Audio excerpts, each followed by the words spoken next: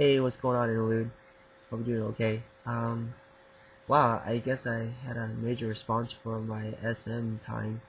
I'm touched by that. I should actually listen. I'll do my best to make my short messages a lot shorter now. Um, wow, I'm actually turning 26 in a couple of days. I feel really old, guys. When I first started just volunteering, now I'm doing ministry now when I was 21, and 21 turning 22. And I felt like a lot back then. I could relate more, I could be in touch more, and I think I still can. I just feel a lot old.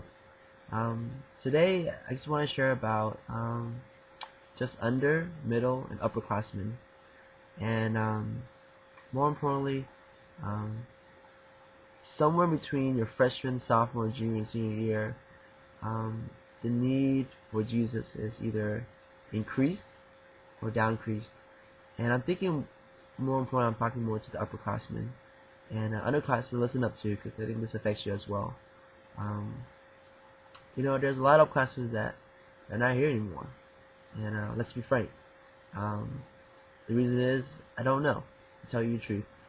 It could be because they don't like it anymore, they can't relate to the ministry anymore, they don't want to feel like it's senior year and I just want to relax and God's on the side. I don't like the underclassmen. There's too many of them. I'm done and I'm growing up now. For whatever reason it is, I really don't know. And I think more importantly, if there's a reason, if there's anything, if your reason is that you're not growing with the Lord, it's something that I shared with many of you during spring retreat, which not a lot of people went, but those who were there, it was definitely a blessing.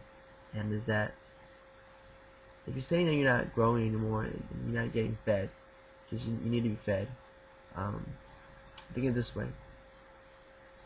When you were 2 or 3 or 4 or 5 years old, you got fed. Your mom, your brother, somebody fed you. But when you're 8 or 9 or 10 or 11 or 12, what happens? You feed yourself. You see, interlude has always been about becoming a community, becoming a family. And of course, becoming a family involves commitment. And it's your commitment to Christ that leads you to this community, which is this family.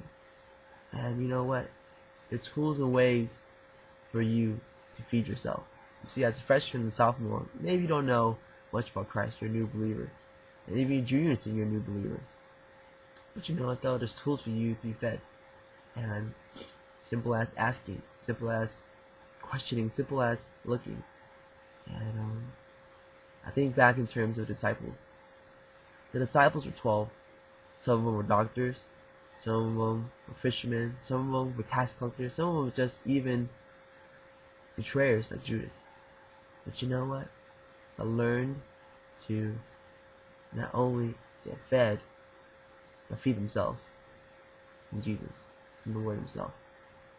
And underclassmen, you have a lot to learn, but I think you have a lot that others can learn from you, because you're teachable and you teach others. That the upperclassmen, the seniors, juniors, you look up to them, but at the same time, you're also learning yourself. And in turn, the upperclassmen, you're teaching the underclassmen and being there for them. Even though messages are mundane or been taught before, because you know it's new to somebody else. And you know it's always a perfect time for encouragement and prayer. And I think to me, I think my thing when I sit back this year is that it's coming June soon. And upperclassmen used to have a lot of time, even during summer, to be part of the underclassmen's life. Underclassmen used to have a lot of time to ask questions, get to know some of the seniors before they leave. And this community is about a group thing. And it discourages me a lot of times when I see a lot of underclassmen, upperclassmen don't even know each other. It discourages me a lot when I see upperclassmen not there. Every year is the same cycle. No one's here by the end of a senior year for various reasons. Some are warranted, some are not. And I think my pith is that this community is about a family. And sooner or later, as family members, we're going to leave. I understand that. But it's why you leave and how you leave really affects people. If I'm a freshman, I'm a sophomore. You know, just me a point, I'm a senior. And what kind of legacy am I going to leave?